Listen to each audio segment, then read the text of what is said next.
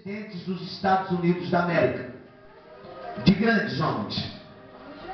Vivemos em um tempo de orfandade, de órfãos.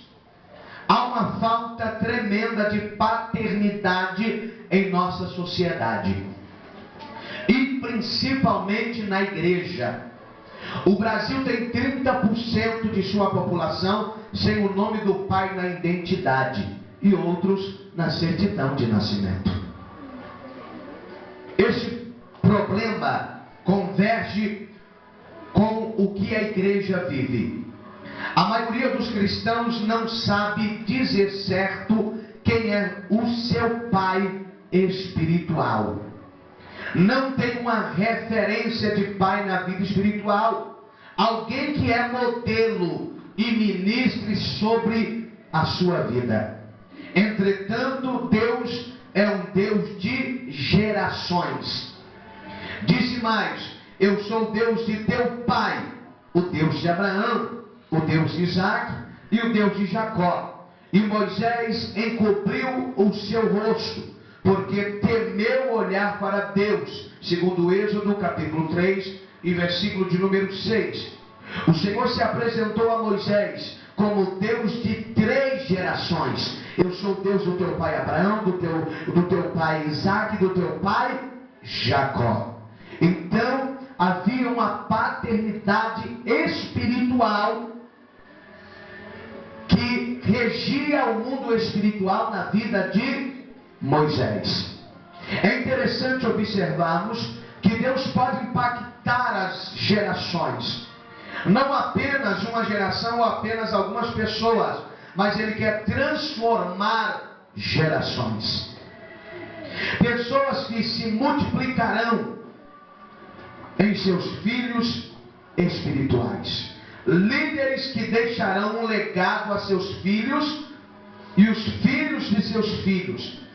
O homem de bem deixa uma herança aos filhos de seus filhos, mas a riqueza do pecador é depositada para o justo, segundo Provérbios 13, 22.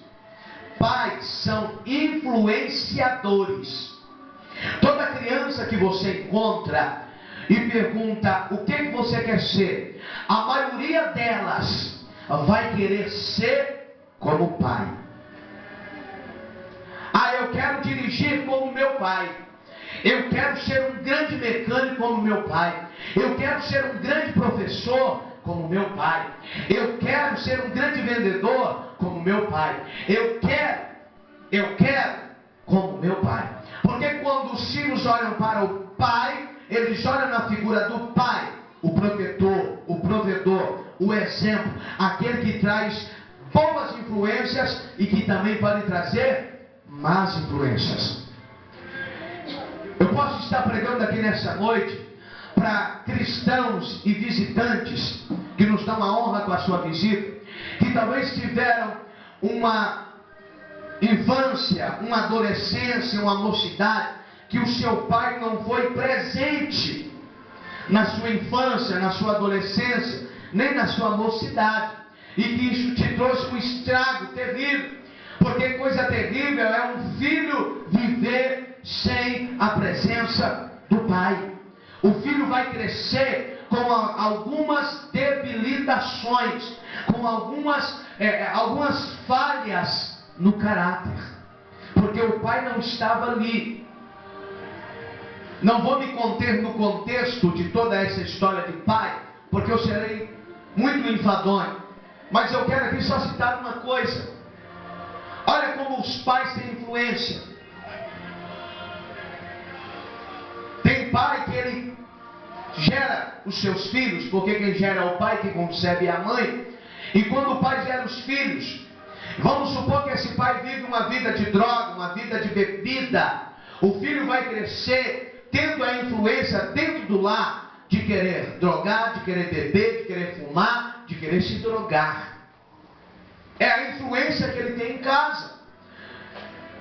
E se Deus entrar no coração dessa criança, desse jovem, desse adolescente, desse adulto, se Deus entrar, ele vai dizer: eu não quero ser como meu pai, porque ele perdeu a referência de pai. Ele não quer ser como o pai porque o pai bate na mãe. Ele não quer ser como o pai porque o pai não gosta de trabalhar. Ele não quer ser como o pai porque o pai não traz a provisão. Ele não quer ser como o pai porque o pai não faz a diferença. E aí, é interessante, por quê? Para isso é necessário que se levante uma paternidade urgentemente. Pessoas que vão se multiplicar. Pessoas que vão adotar filhos. Ontem eu estava na mesa com os jovens e eu olhei para a irmã Dulce e disse: irmã Dulce, eu podia dar na senhora um beliscão. Irmã Dulce, eu podia puxar as suas duas orelhas. Eu pensando, não falei com ela. É bom que ela não está aí.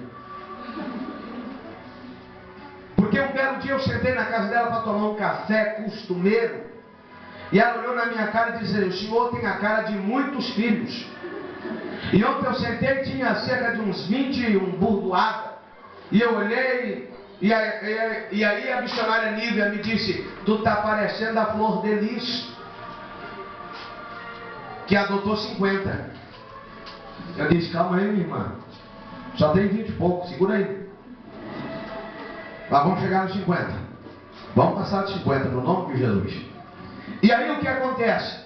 Os pais são influenciadores. Há algumas áreas na vida das pessoas em que a paternidade exercida de forma boa ou ruim deixa uma marca indelével. E é interessante que essa marca não sai. Quem é que já tomou uma surra do pai? Me dá um sinal.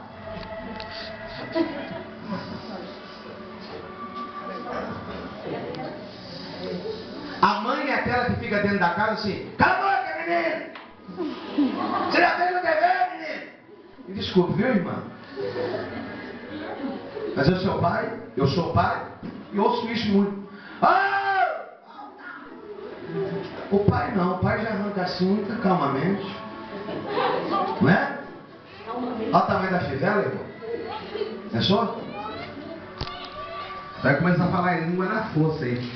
Olha pra gente, olha o tamanho da fivela. Tem pai que batia com essa fivela. E quando o pai chega, o menino para de imitar, o menino vira um santo em casa.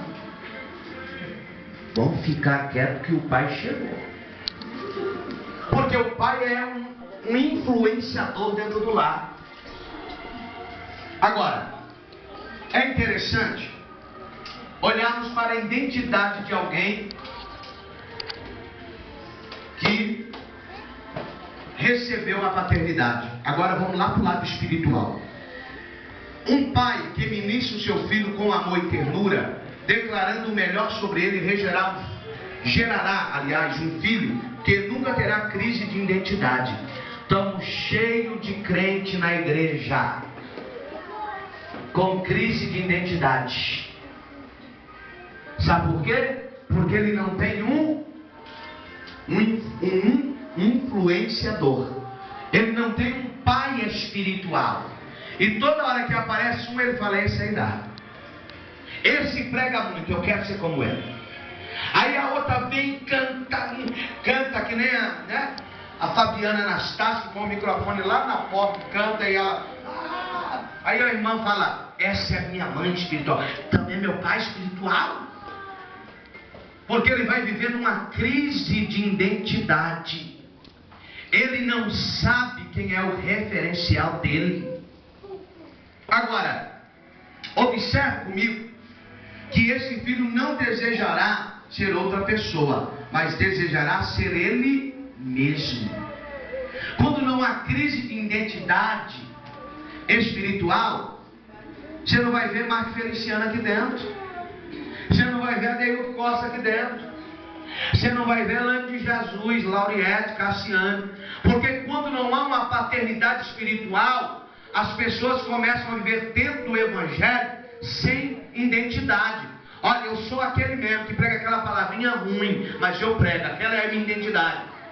Eu canto aquele ninho ruim, o seu conceito, mas é eu, aquela é a minha identidade. Agora, a hora que você vê, eu vou dizer assim, ó: tem sabor de mel.